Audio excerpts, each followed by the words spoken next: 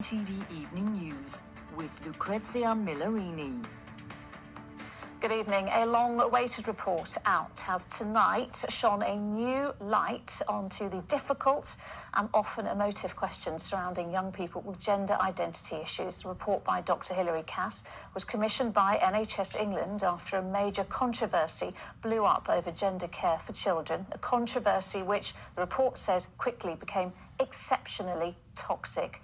Her report says young people seeking gender treatment have been let down by remarkably weak evidence. Dr. Cass calls for a holistic approach to gender care and cases to be treated with extreme caution. Our social affairs correspondent Stacey Foster reports. Steph feels like she was failed by the NHS as a child with gender dysphoria. It's horrible. And you're still trying to get over that? Yeah, I mean, it's something that I feel has really impacted my life, you know? When I think of all the pain I went through from the ages of 10, 14, you know, until I got on hormones at age 19. And that was horrible, you know? And to think that kids are forced into that now. In 2020, the NHS ordered a review of gender services for children because of a sharp increase in the number of referrals. The review found children have been let down by a lack of evidence on medical interventions in gender care. It said healthcare professionals have been afraid to discuss their views, and it recommends gender services should operate to the same standards as other children's health services with a more holistic approach.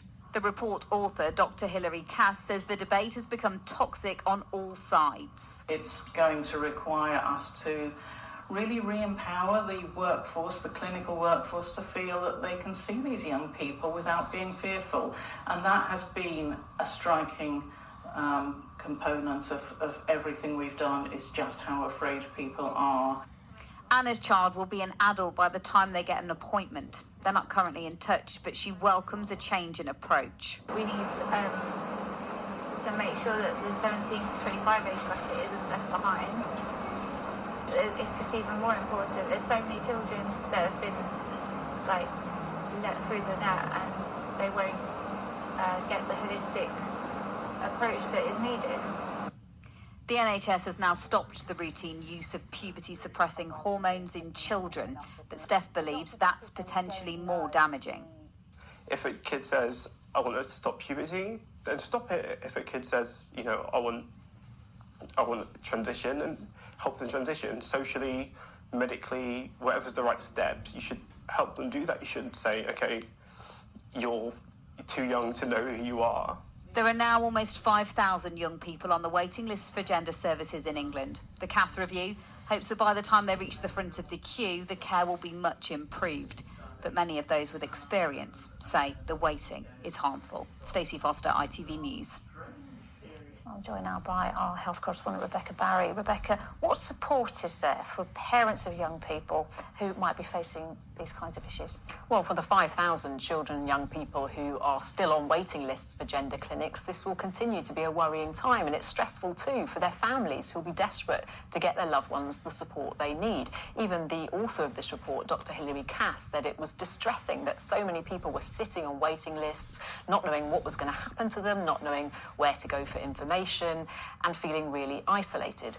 Now, there are two new centres, one run by Great Ormond Street Hospital in London and the other by Alderhay Children's Hospital in Liverpool, that have just opened to replace the single service that used to exist run by Tavistock and Portman NHS Trust. NHS England promises to open 8 of these specialist centres over the next 2 years.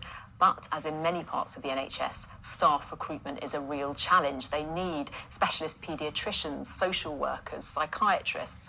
And for these services to be successful, the author says that these services need to take a really holistic approach to look at both the children's physical and mental health. But more broadly, Dr. Hilary Cass says that there's a toxicity around this debate, and there's one quote that really struck me. She says we have to cut through the noise and the polarisation to recognise that these children need the same high standards of care as any other child or young person. Yeah, okay, Rebecca, thank you.